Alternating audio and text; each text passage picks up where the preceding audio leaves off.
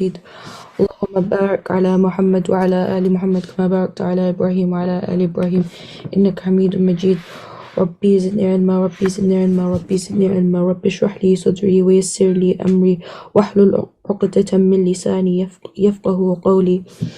Okay, so make a quick start. So just to recap from last week's lesson, from Sunday's lesson, we discussed a few topics. So we started off with what does Islam mean, and we covered the hadith where there are three questions mentioned in the grave, and one of them was what is your religion, and then we discovered what is your deen, and then we discussed what does deen mean, and we discussed how it's a way of life and it's a system of life, and how for every single religion they have their own way of explaining what this system of life means. And then we discussed how Islam is the complete way of life, and it's the only accepted religion, and it was the religion of all the prophets from the time of Adam alayhi salam all the way to the Prophet sallallahu alaihi wasallam, and will be the only religion till the end of time. And then we discussed how Muslims and Islam is the middle religion, so middle nation, and the Arabic term is Din and Wusta, so middle way, and this basically means how everything in regards to Islam is all balanced. There's no extremes to it. And we also discussed how Islam has to be followed completely with complete submission, and there's no pick and choose. When we believe, we have to believe holistically in every single commandment and try applying it to our daily life. And an ayah that summarizes this is Ya ayyuhalladhina amanu udkhulu fis silmi kafa. So, all believers, enter into Islam wholeheartedly. And then we discovered the 5 pillars of Islam. So Shahada, Salah, Zakah, Sawm and Hajj. And without, if there's an absence of any one of these pillars, then it's incomplete and your belief is incomplete. So you have to believe and act upon all these 5 pillars. And then we discussed how Islam is the religion of nature. So every human being is born upon this religion, and it's and this is called fitra. So every single child is born upon Islam naturally, and it's the influence and the parents and upbringing and family that later on influence their beliefs in the later life. But originally everyone was born as a Muslim, and I mentioned a hadith where the Prophet ﷺ said, no babies are born but upon the fitrah, so as a Muslim, and it is his parents who make him a Jew, a Christian, or a polytheist. Noted in Bukhari, Sahih Bukhari. So today we'll be discussing what Iman is, its conditions and its components. So make a start. So what is Iman and why is it important? So Iman, most of you may know, is faith or belief. And for any good deeds to be accepted, Iman is required. So for example, a non-believer, he's a really good person, and and he's very good-natured, and he helps others, and he has good character. But none of this will be accepted in the eyes of Allah because he is missing one key component, which is Iman. And you may think that where's his reward, or how is this fair? Well, Allah gives all the blessings, everything to him in this world, rather than rewarding him with it in the next, unless they come into Islam and they start believing. So Iman is the greatest treasure of a human life. And the ultimate success and victory of this worldly life and akhirah are completely dependent upon pure and sincere Iman and belief in Allah. And no good deeds, like I mentioned, will be accepted to Allah without belief in Him or without Iman. So no matter how well you carry out that good deed, or how good the outcomes are. So say you started a charity project and you benefited so many people, but if you don't have that Iman, none of that will be accepted in the eyes of Allah. So the primary condition for any good deeds to be accepted in Islam is Iman. Do you understand that? Shall I move on? Am I going too slow? Okay. So the linguistic meaning of Iman is firm belief, trustworthiness, and submission. And Iman is an Arabic word. And it is to reject every authority or false god other than Allah. And it's a kind of a conviction that gives one a feeling of inner contentment and peace. So having Iman, so believing wholeheartedly and holistically, you know you have Iman when you feel that inner peace and contentment that it brings. That's when you know that you have Iman. And that's how you know when you feel it within yourself. It's not something that, you know, can be described unless you experience it for yourself. Do you understand that? Okay.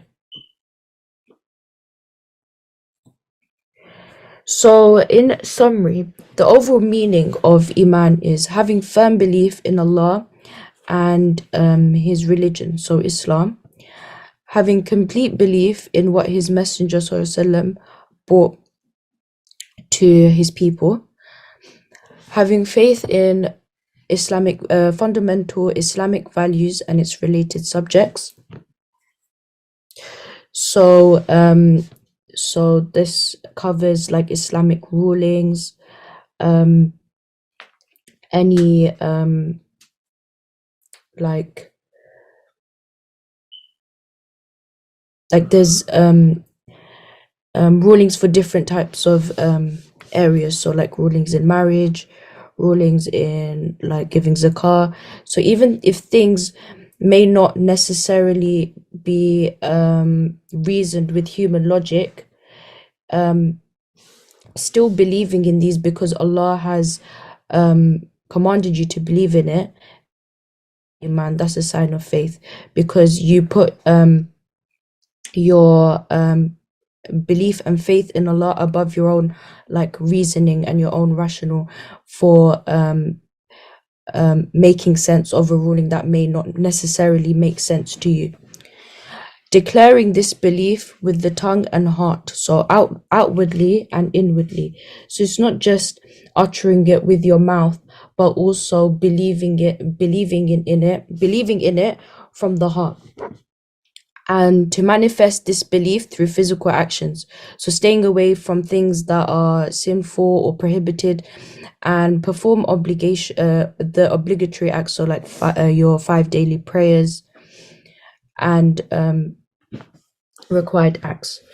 So we need to believe and follow the commandments of Allah and His Messenger, and this is obviously done declaring it by mouth, so i.e. through the shahada.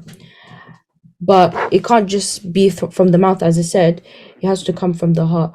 For these words to come from the heart, one must understand the meaning of it and also implement it into their actions. Because when you implement it in your daily life and in your actions, that's when you truly understand like the meaning of having Iman, because you try your best to incorporate it into your life.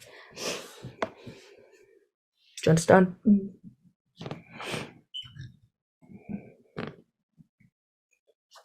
So what is a mu'min? We've all heard of this word. This word is mentioned in the Quran, Hadith. It's a common word. So what is a mu'min? So we have already learned that Islam means submission and to have conviction with complete faith. So we discussed it last week. And so a mu'min is a person who submits themselves to the will of Allah, accepts and performs all His commandments with full conviction and trust without any doubts. So to have complete submission, so you completely surrender, you put all your thoughts, your own feelings aside, and you completely submit to Allah and what He commands us to do. And you do this without any doubt, any hesitation, any questions in mind. So as I've mentioned previously, say there's a ruling that doesn't necessarily make sense to you, you still follow that ruling despite you not understanding it, just because you put your belief and your faith in Allah above your own feelings and opinions and doubts. And whatever Allah has given us, to follow this regardless. So like I said, whatever He's given us, you just have to follow it without hesitation, and try your utmost best to follow this and sacrifice things for the sake of Allah. So in Surah Hujurat, ayah 15, إِنَّمَا الْمُؤْمِنُونَ الَّذِينَ آمَنُوا بِاللَّهِ وَرَسُولِهِ ثُمَّ لَمْ يَرْتَابُوا وَجَاهَدُوا بِأَمْوَالِهِمْ وَأَنفُسِهِمْ فِي سَبِيلِ اللَّهِ أُولَٰئِكَ هُمُ الصَّادِقُونَ. So Allah says in the Quran, the true believers are the ones who have faith in Allah and His Messenger sallam, and leave all doubt behind. The ones who have struggled with their possessions and and people in God's way, and they are the ones who are true. So this ayah in Surah Hujurat perfectly summarizes what it means to be a mu'min.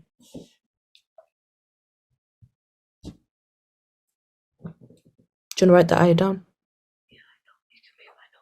Oh, you know it, okay.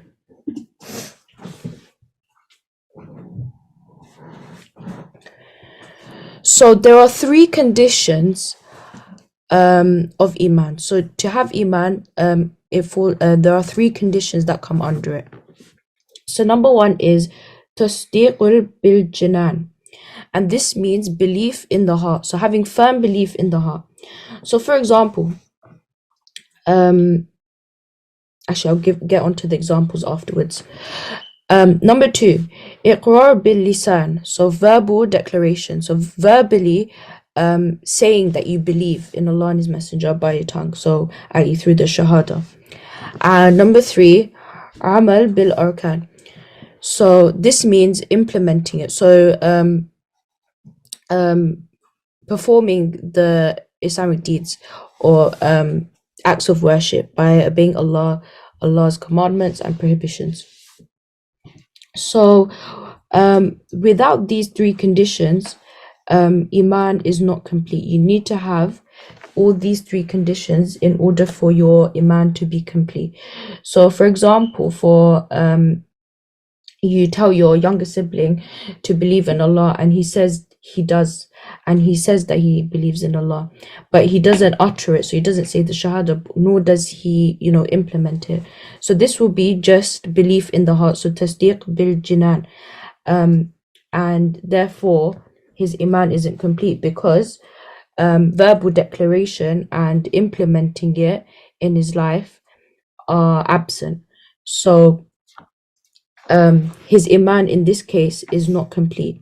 Or for example, a person is born into a Muslim family and he's been told to say the shahada because that's how he's been brought up, his family just told him, and he uttered the shahada. So that's number two, verbal declaration. However, he's missing belief in the heart, number one, and implementing it. So carrying out acts of worship, staying away from sins, number three. So in this case, his iman is also not complete. Sorry? Number three in Arabic is amal bil arkan. And another example, so a non-Muslim friend of yours fasts with you in Ramadan just to know what it feels like, and but this friend wouldn't be considered to have iman because the first two criteria, belief in the heart and verbal declaration, aren't met, so his iman isn't complete. So in these three scenarios, we can see that only one of the three are fulfilled, but his iman isn't complete because you need all three of these conditions to be fulfilled in order for your iman to be complete. Does it make sense?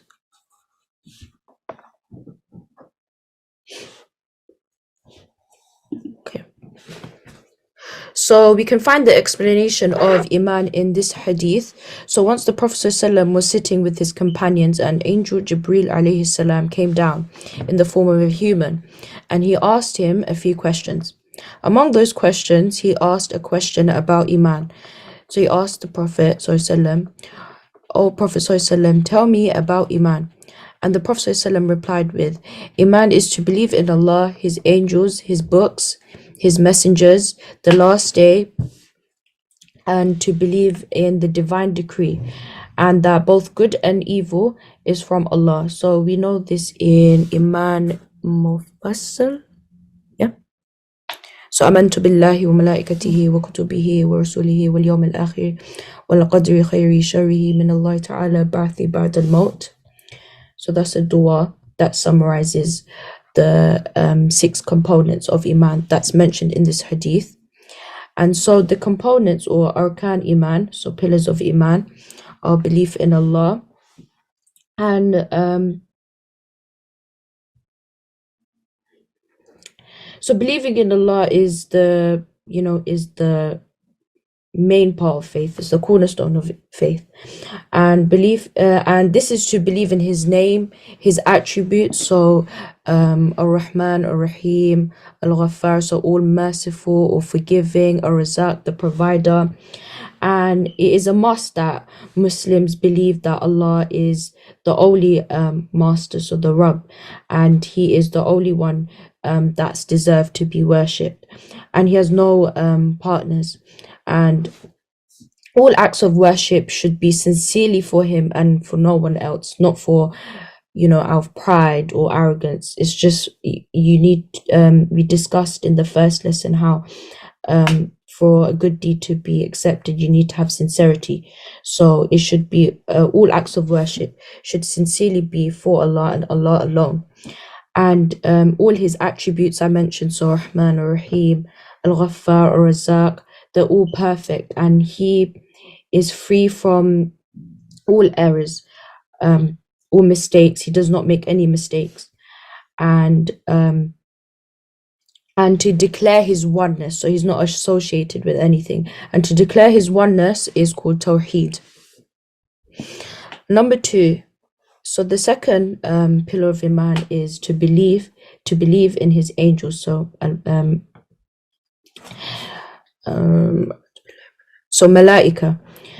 So angels are made from light, and they're from the unseen, and they always obey Allah, and they never disobey Allah. And there are many different types of angels. So as we know, the most famously Jibreel alayhi salam, he sent the message to the Prophet ﷺ, from Allah.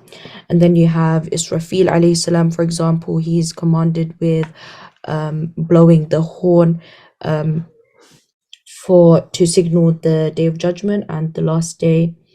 And all these different angels, they carry out different roles by Allah, commanded by Allah.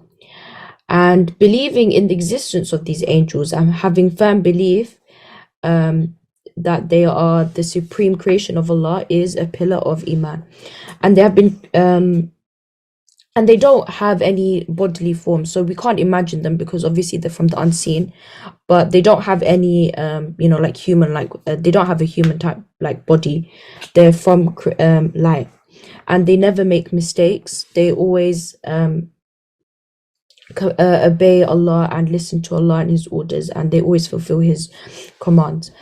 And so believing in angels, what they're like, their characteristics, what they carry out, so their roles, this is all under this second pillar. So believing in His angels, so not just His angels, but what they carry out, their characteristics, so they're sinless, they always obey Allah. All of these come under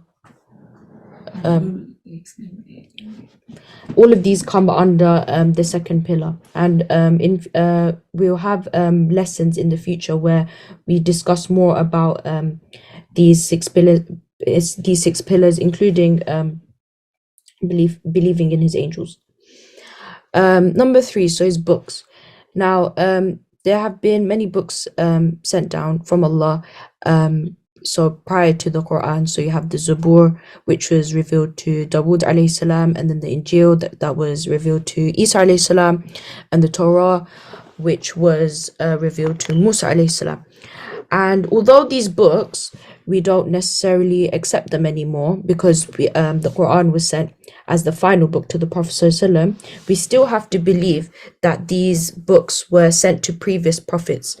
And in their time, these books had the correct rules and commandments from Allah. And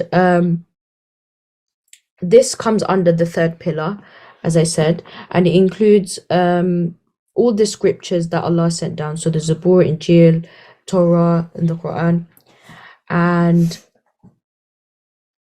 the Quran is the final revelation, and it confirms all the scriptures that came before it. So that's why we accept the Quran as the final book, because it summarizes and it confirms all of the revelation of the previous books.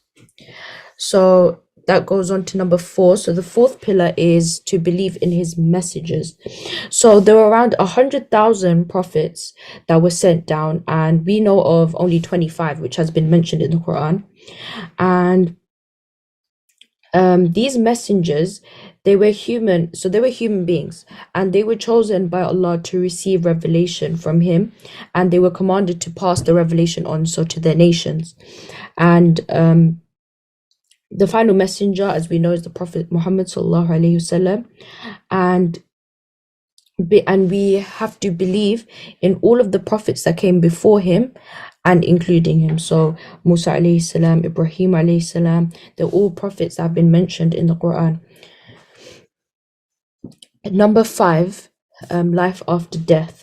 So belief in the last day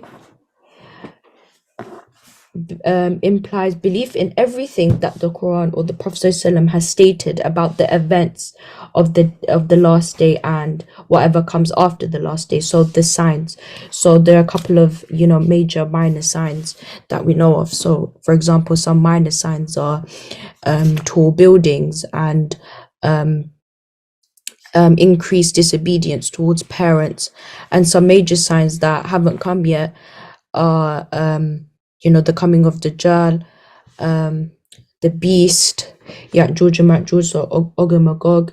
These are all signs that have been narrated to us through hadith that the Prophet ﷺ has mentioned, and these are all definite things that are going to happen. So they will definitely happen in the future, and to believe in this is the fifth pillar. And to believe in life after death, so what happens in the grave, the questioning in the grave. So last week we mentioned the hadith about the 3 questions, so believing in that also comes under this fifth pillar, and will definitely happen. And every human being on the day of judgment will be accountable for their deeds, and everyone will be judged accordingly. So if there were any disputes in this world, any wrongdoings to other people, to nations, all of this will be dealt justly on the day of judgment. And in Surah Mu'minun, ayah 16, is mentioned, ثُمَّ إِنَّكُمْ يَوْمَ الْقِيَامَةِ تُبْعَثُونَ.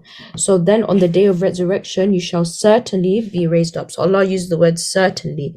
And this shows that it gives emphasis to the fact that it will most definitely happen, and to believe in this comes under this fifth pillar, life after death.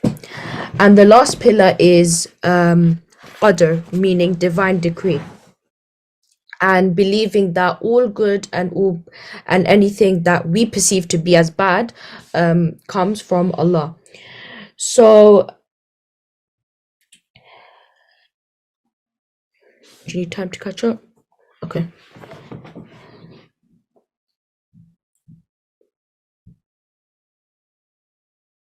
So first of all, to believe that Allah knew what will happen before we were born, before we were even created. So there's a hadith where it's mentioned the pen has been lifted and the ink has been dried, and this has been established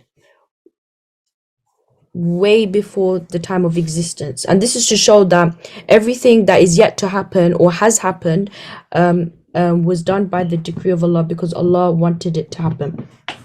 So that's number one, that we should believe in, that everything that's happened or will be yet to happen is from the decree of Allah. And all good comes from Allah, so that's self-explanatory. Any good thing, any blessings, they're all from Allah. And it's mentioned evil aspects. Allah doesn't give evil, it's how we perceive it to be is evil. All goodness is from Allah, and there is wisdom behind things that we may see as evil, which is necessarily not. And we will discuss this in a future lesson where we discuss about belief in the divine decree, and we'll go into that in more detail. And it's mentioned in Surah Al-Hajj, ayah 70. أَلَمْ تَعْلَمْ أَنَّ اللَّهَ يَعْلَمُ مَا فِي السَّمَاءِ وَالْأَرْضِ إِنَّ ذَلِكَ فِي كِتَابٍ إِنَّ ذَلِكَ عَلَى اللَّهِ يَسِيرٌ. So this ayah beautifully outlines this last pillar, and it translates as, don't you know that Allah knows all that is in the heavens and the earth, and verily it is all written in a record, and verily this is easy for Allah.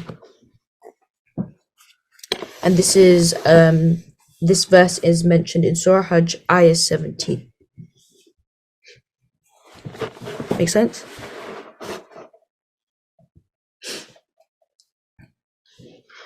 Okay, so there are three things: Iman, Islam, and Ihsan. So in a hadith, Jibril alayhi salam asked the Prophet sallam, what is Islam, Iman, and Ihsan? And he sallallahu answered, Islam means to do outward ibadah, so things that we do externally, so praying salah, giving zakah, or doing wudu. So these are all things that we do, that can be seen externally. Number two, Iman. Iman means believing in all the unseen, and this comes from inward belief. So the first one is got to do with outwardly, so externally, things that can be seen. And Iman is to believe within yourself, so it's inwardly, from the heart, and is believing in all the unseen and seen that has been created. Does that make sense? So Islam is doing outward ibadah, so external, and Iman is internal, so actually believing. And Islam is to carry out what you believe in, and you manifest it in acts of worship. And lastly, Ihsan is when you do ibadah and you believe you are seeing Allah. And even if you can't get yourself to believe that you are in front of Allah and you're seeing Allah, then believe that Allah is seeing you. And this is the highest state of a believer. So to have Ihsan, I'll mention it again, is when you do an ibadah. So for example, when you pray as if Allah is right in front of you, and you can see him, not see him literally, but you can feel that he's right in front of you. And even if you can't feel that, then believe that he is watching you whilst you're praying, for example. And to have this feeling and belief is the highest state of a believer. So this is the top thing that a believer can achieve, to do ibadah as if you are seeing Allah, as if you can feel his presence as you're doing those acts of worship. And all these three things, so Iman, Islam, and Ihsan, they're all linked together. Does it make sense?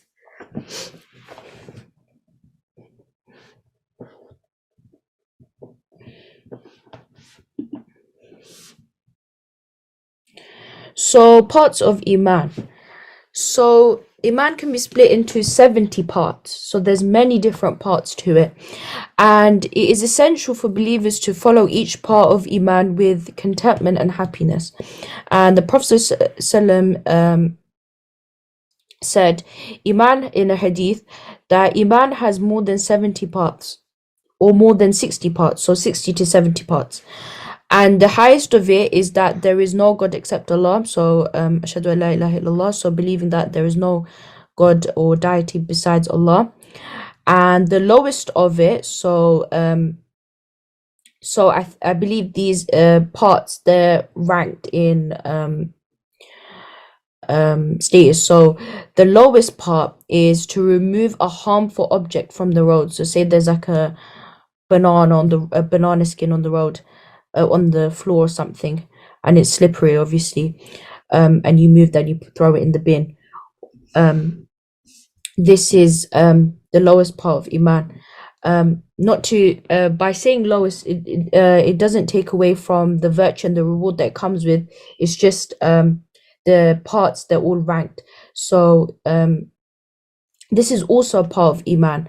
And modesty, so haya, is also a part of Iman. So to not just be modest in clothing, but to be modest in the way you speak, the way you portray yourself, the way you present yourself to others. These are all components of Iman. Make sense?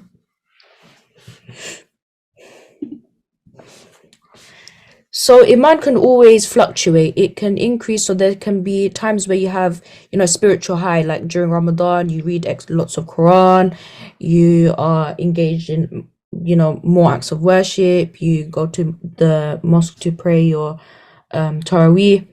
And other times we may feel that Iman decreases. So I don't know about you, but, being at school, or like, being away from in the remembrance of Allah, like in Ramadan, you are constantly being reminded, you make it that extra effort to like listen to Islamic lectures or pray extra in your 5 prayers, so praying the Sunnah, the Nafil, and then outside of Ramadan, we go back to how we usually are.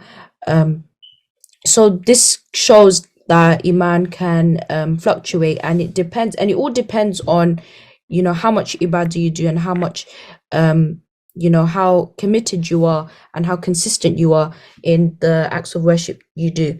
And it's not that you have to read big chunks of Quran every day or pray nafil all the time.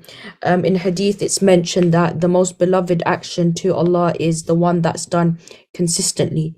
It's small but consistent. So even if it means reading a line of Quran every day to start you off, or reading your dhikr, so astaghfirullah, alhamdulillah, Allahu Akbar, after your salah, which takes just a few seconds. If you keep, these are small acts of worship, but they're so beloved in the eyes of Allah because they're so easy to do, and they're so easy to maintain and be consistent upon. So Iman is the affirmation that requires acceptance to the will of Allah. So you believe in Allah and you act upon it, that and accepting that Allah, whatever Allah has decreed and whatever He's willed, and submitting to His will. This is Iman. So we covered that in the previous slides, and it also includes love for Allah and awe of Allah and trust in Allah and fear and hope in Allah. So it can summarize all of these. So love and awe and trust and fear and hope. And these, if you implement these and you think about these things, it can completely change your mindset, to daily, in your daily life. Like it can completely change the way you think about things. It will remove stress because you think that Allah has written that for you, and you trust in Him, and whatever comes out of it will be good and will certainly be good for you. So these things, they all help us in our daily lives to have Iman, to have this faith that whatever Allah does, He does for the best. This removes the stress and worry for whatever you're worrying about, or the future, etc.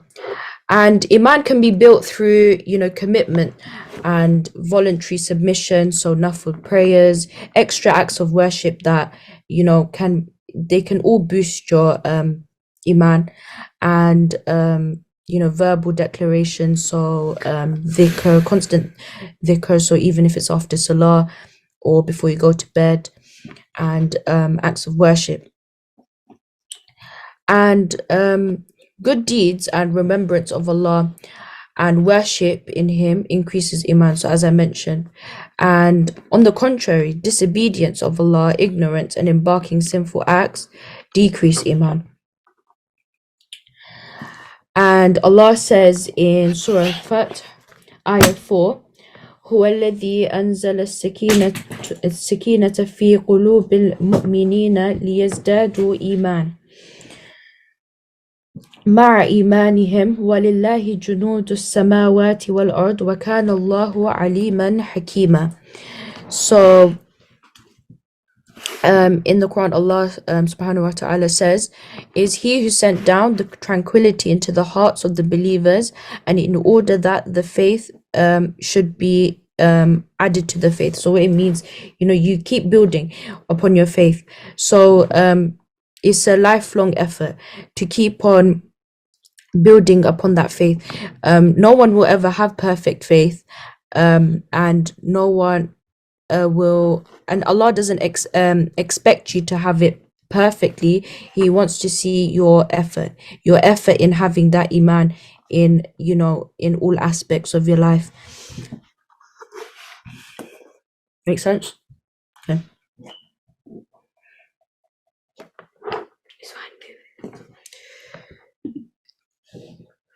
So sweetness of iman. Iman has a flavor and a sweetness which only a true believer can taste with their heart. So this sweetness is not a physical sweetness. So you're not gonna taste it with your tongue. It's not like how you have like chocolates or whatever. It's not that kind of sweetness. It's more so the spiritual sweetness. And this basically means like feeling good about yourself and feeling at peace. So say you help out your parents and you help them with like tidying your room, or hoovering the living room, for example, or whatever it may be. You feel that sense of like, you feel good within yourself, and you feel that you've done something good, like you can feel it within yourself. And that is, that feeling that you can't really describe in words, more so you feel it within yourself. That is, a sign of iman. And I mentioned helping parents because the Prophet ﷺ said that if one makes their parents happy, it makes Allah happy. And when Allah is happy, he gives you that tranquility in your heart, and that peace in your heart, that happiness, which we mentioned in the previous ayahs. So in Surah Fath, هو الذي أنزل السكينة في قلوب المؤمنين. So He's the one who gives you sakina, which is tranquility, in the hearts of the believers. And this and there's a few hadith which mention the sweetness of iman, and there can be several different deeds that you can do for attaining that sweetness of iman. So the Prophet ﷺ said, he has tasted the sweetness of faith, the one who's content with Allah as their Lord, Islam as their religion, and Muhammad as their messenger. So and there's the dua I think I mentioned last week, Raditu billahi rabba wa bil islami dina wa bil Muhammadin sallallahu alayhi wasallam rasula. And this is mentioned in Tirmidhi, which is one of the Sahih Sitta, so one of the 6 authentic hadith books.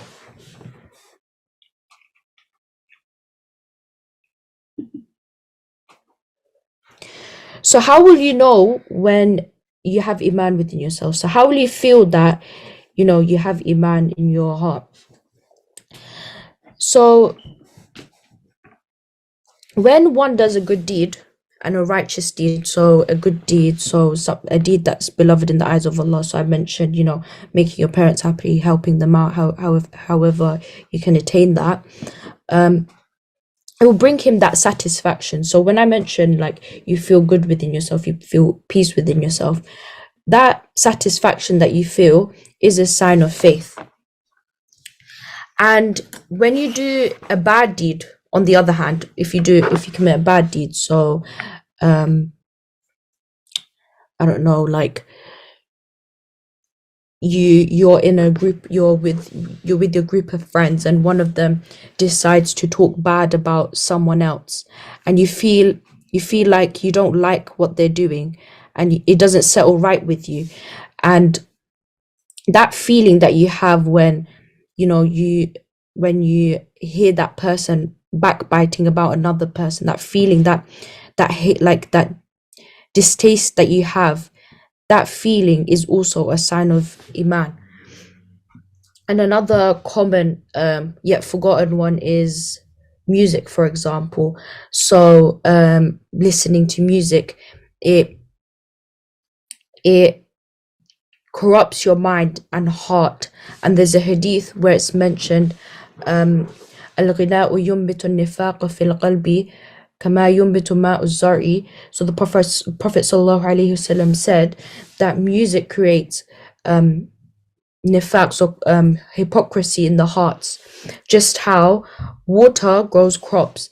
And this is quite metaphorical, and it's not something that you like, it's not something that you read and understand, it's something that you feel it within yourself. So when you listen to music and at the same time you read Quran, you won't find that full satisfaction from reading Quran whilst having listened to music just before that, because Quran and music, they can't both reside in your heart. You need to have one, and you need to give priority to one. And it's a very common one that a lot of us struggle with in this time. So someone asked the Prophet ﷺ, what is iman? And he replied with, if your good deeds make you happy and your bad deeds make you sad, then you're a believer and you have iman. So this is mentioned in Musnad Ahmad. So this hadith outlines what I've just mentioned. So when you do a good deed, you feel good within yourself, and when you do a bad deed, it makes you feel guilty or sad, or you don't like to witness it. For example, witnessing someone backbite about someone, for example.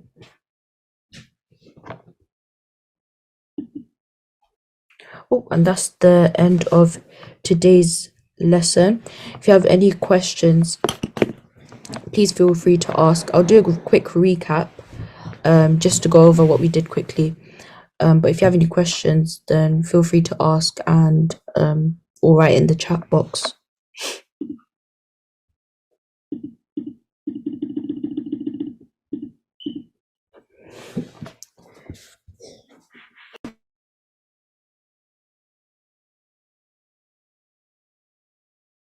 Okay, I'm just going to do a quick recap of what we've covered.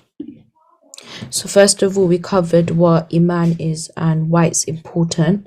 So we discussed how for any good act to be accepted in the eyes of Allah, we need to have iman, and it is the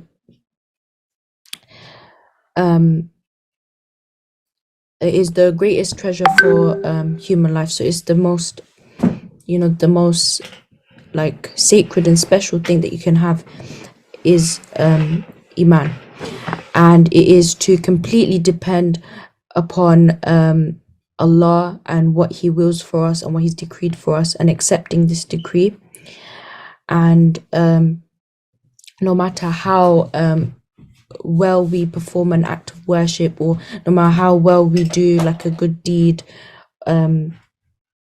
with the absence of iman, this is not accepted in the eyes of Allah. So the primary condition for any good deeds to be accepted is iman. And then we discussed the origin of Iman and what it means. So Iman is an Arabic word, and it means to, have firm belief, trustworthiness, and submission. And then we discussed the overall meaning of Iman. So in a broad aspect, it's to have firm belief in Allah and His religion, believing the Prophet ﷺ and what he's brought. So, the Quran and the message of Allah, and having faith in like Islamic values and its related subjects. So Islamic rulings in the fiqh aspect. So in regards to, for example, zakah rulings or marriage rulings, or even halal and haram, the rulings in regards to that, and declaring belief with the tongue and heart, and to manifest this belief through action, so acts of worship, and to stay away from bad deeds. And then we discussed what a mu'min is, and it's the one, mu'min is the one who submits themselves to the will of Allah, and he accepts what his will is and his decree is, and he performs all his commandments with full trust and full conviction without any doubt, and to follow what Allah has given us regardless of our own feelings or our own doubts or our own reasonings. We put Allah, we prioritize Allah and what He's given us over our own reasoning and rationale. And then we covered the conditions of Iman. So there were 3 conditions for Iman. So number 1, tasdiq bil janan, so that's belief in the heart. Iqrar bil lisan, number 2, which is verbal declaration. So verbally saying that you believe in Allah, so the shahada, for example. And amal arkan, number 3, to implement what you believe in into your actions. So you believe that Allah has decreed for us to pray the 5 daily prayers. You implement it by carrying out the 5 daily prayers, for example. And then we looked at a hadith which summarized the components of Iman. I forgot to mention in the previous slide, with the absence of any one of these, Iman is not complete. So you need to have all 3 of these conditions in order for your Iman to be complete. And then we looked at the pillars of Iman, so what Iman is made up of. So we looked at the 6 arkan, so the 6 pillars. So belief in Allah, His angels, His books, His messengers, life after death, and qadr. And we'll be going into detail into each one of these pillars in future lessons. And then we discussed the 3 3 important components of a believer. So to have Iman, Islam, and Ihsan. So Jibreel alayhi salam asked the Prophet ﷺ, what are these 3 things? And the Prophet ﷺ said that Islam is to it means to carry out the ibadah, so the outward things, so external things, so performing wudu or before salah, praying salah, fasting. So these are all things that can be seen outwardly. Number 2, Iman, he explained it to be as believing in the unseen. So this is all inward, internal things that you believe in. So the unseen, the seen, believing in Allah's decree, this is all Iman. This all comes under Iman. And Ihsan, we discussed, was the highest state of a believer. So is to do an ibadah where you believe you are seeing Allah, and even if you can't believe that you are seeing Allah, then you believe that Allah is seeing you. So for example, when you're praying, you pray, and when you pray and you think to yourself that yes, Allah is right in front of me and He's in my presence. And even if you can't get yourself to think that way, then think that Allah is seeing you, even if you're not feeling His presence or seeing Him. And this is the highest state of a believer.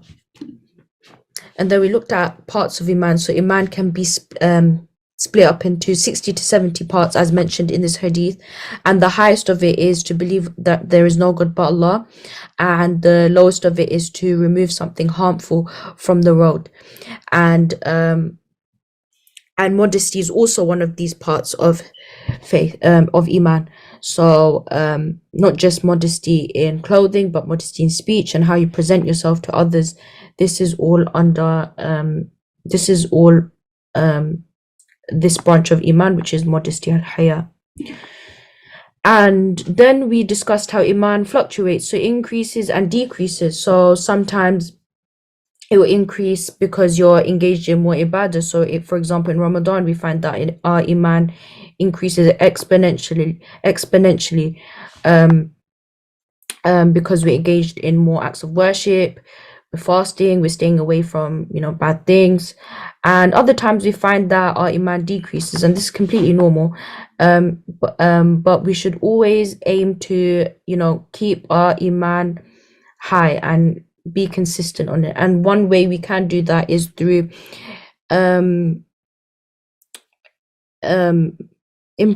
implementing small but continuous good deeds in our lives. So I mentioned a hadith where the Prophet ﷺ said the most beloved action to Allah is that which is small but continuous. So for example, just sitting down on your prayer mat after you pray and you read, your dhikr, so Allahu Akbar, astaghfirullah, alhamdulillah, or before you go to bed, just small acts of worship. These are all beloved. This is the most beloved action to Allah, and this can all help, keep your iman consistent. And then I mentioned an ayah from Surah Al-Fath. So he gives tranquility into the hearts of the believers, in order for the faith to, increase.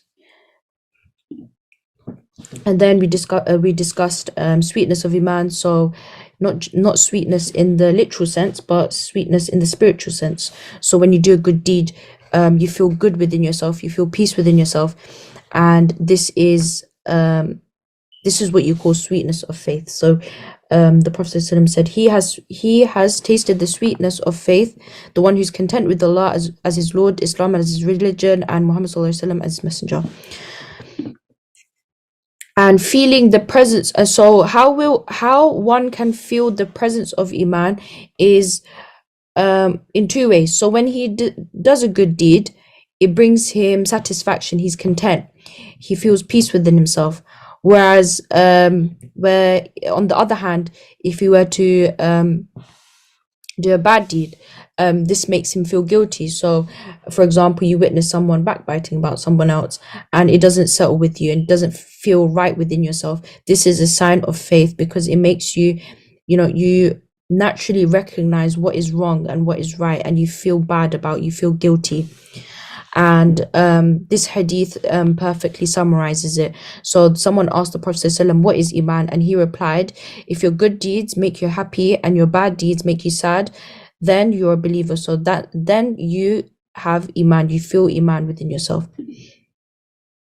So if you have any questions, feel free to ask or put in the chat box. Okay. So what does ihsan mean? So ihsan, if you literally want to translate it, ihsan is under the superlative, so it's mutafdil, so it's the most best thing. So you have good, better, and best. So it literally translates as the best thing. So ihsan is when, so in this context, ihsan is, let me just go back to that slide. So ihsan is when you do an act of worship and you believe you are seeing Allah.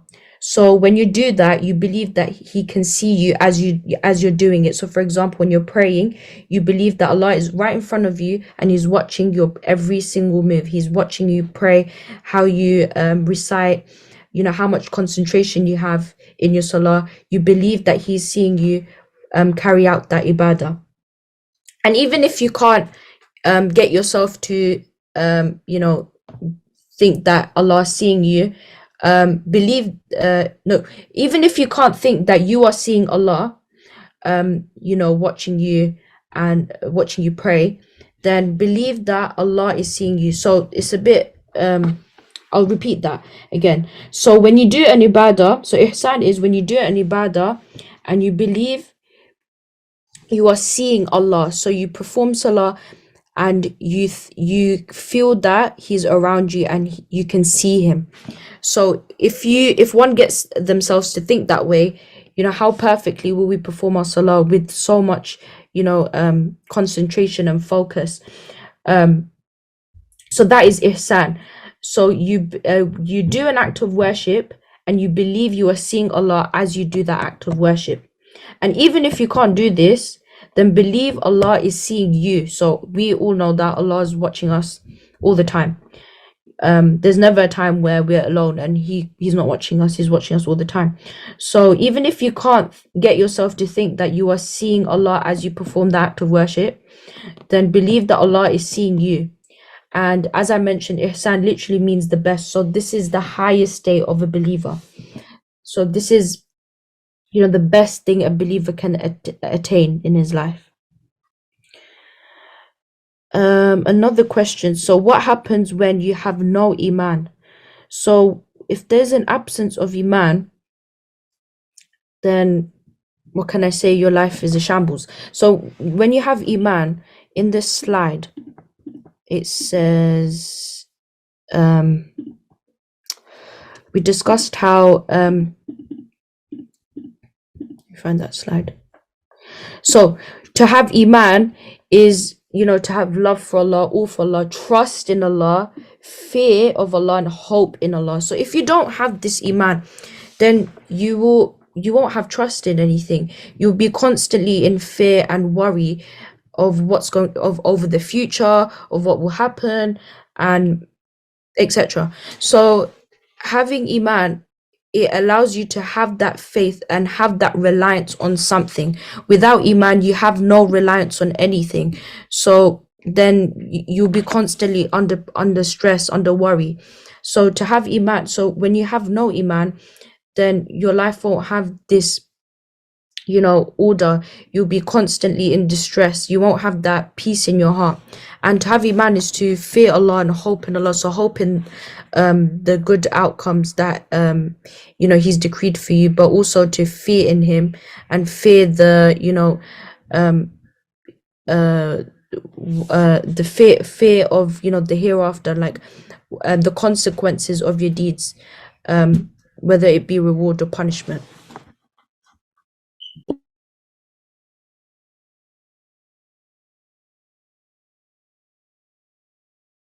And also, one important thing to add, last week we discussed an ayah where it said, what Allah subhanahu wa ta'ala said, he commanded us, do not die unless you are Muslim. So he literally commands us to have this iman. So if you don't have this iman, then you're going against what Allah has commanded you to do. Any more questions? If not, I'll end the session. Okay, if you think of any questions, you can always ask me in the next lesson, or you can write in the group chat. Otherwise, I'll end the session. سبحانك اللهم وبحمدك نشهد أن لا إله إلا أنت نستغفرك ونتوب إليك. السلام عليكم ورحمة الله وبركاته.